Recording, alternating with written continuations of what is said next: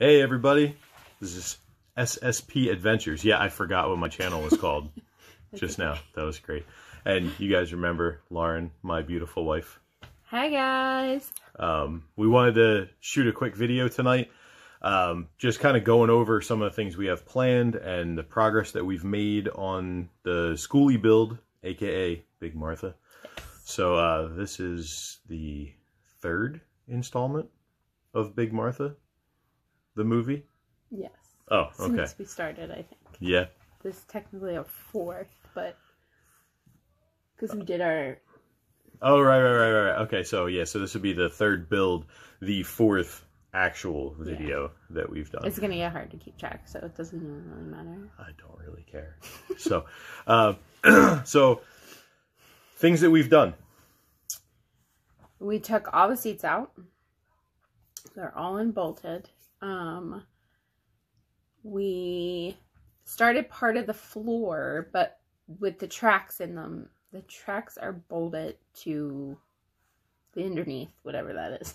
So, yeah, so what Lauren is trying to say, in a not so technical term, is that we have a handicap bus, which you guys, if you didn't see the last video, we used the wheelchair lift to move a bunch of stuff, and it's great, but with that wheelchair lift came wheelchair tracks, which in our bus, the tracks are also the seat mounts. So they are, there's 8 of them, first of all.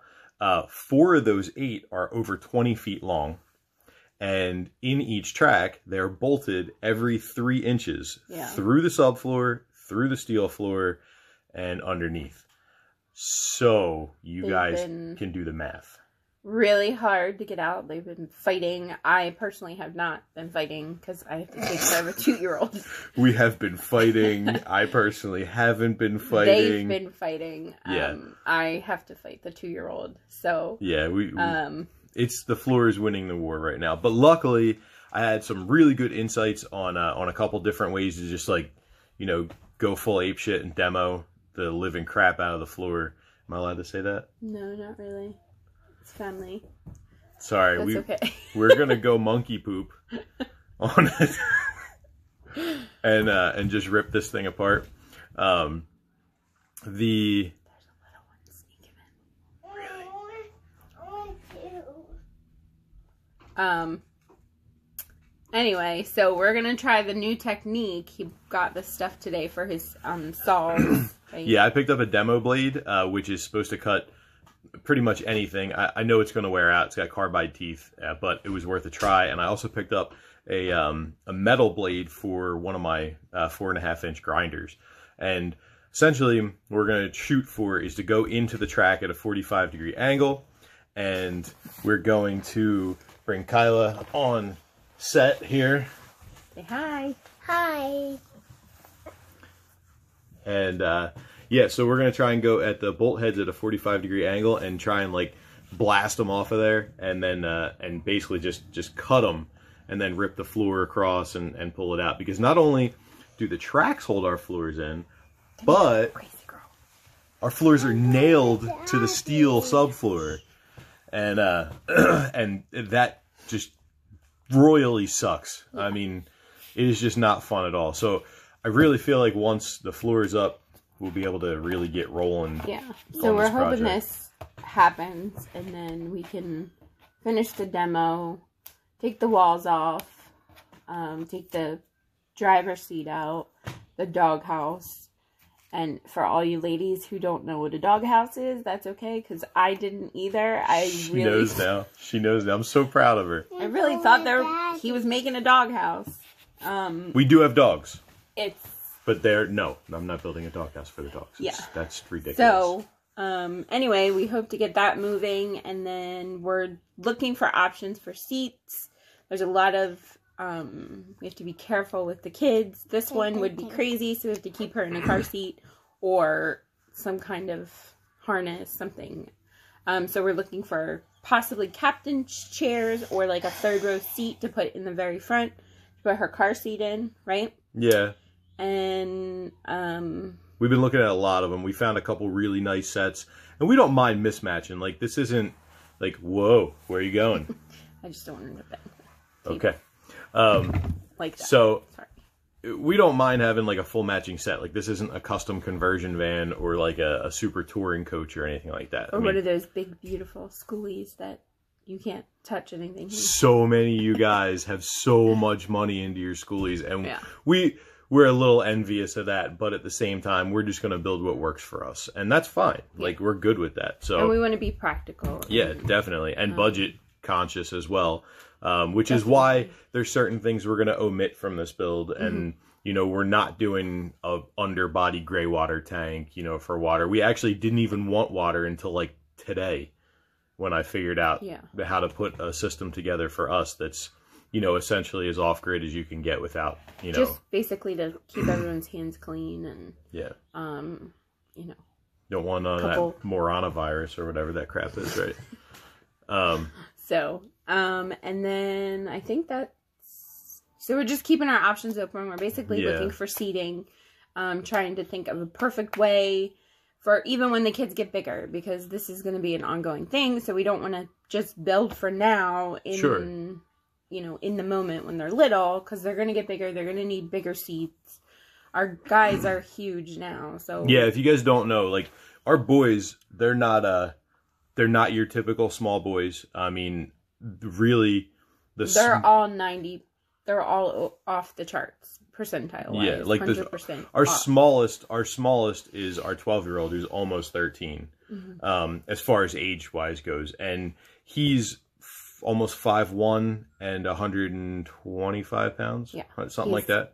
Just the same height as me. And he's not even 13. He's not even 13 yet. And their shoe sizes are bigger than me. Yeah.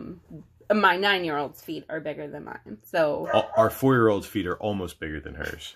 Four. I'm not joking. Like as many jokes as I make, I'm like, Bubba is a monster. He really is. He's measuring. The doctor said he's going to be about 6'5". So it's a big boy. He's going to be big. So we have to keep that in mind. We can't have little tiny seats. We have a 6'10" 10-year-old. For these little kids. So and same goes for bunks. So we're trying to map all this out. We did it on paper before we bought the bus, but we feel like we may be changing the whole floor plan. And actual bus are completely different. Like writing it down on the paper and then actually seeing the bus in person. Oh, yeah. I thought you meant like paper and a bus. No, they're different. I think everybody kind of knows that, but so yeah, and like guys, I wanted to come out with another video this week, but this week has been super hectic for me. Not only was it an overtime week at my regular work, but I also had a lot of fabrication jobs to get out. So at night I was coming home and jamming on those. Not to mention the weather's been like super unpredictable.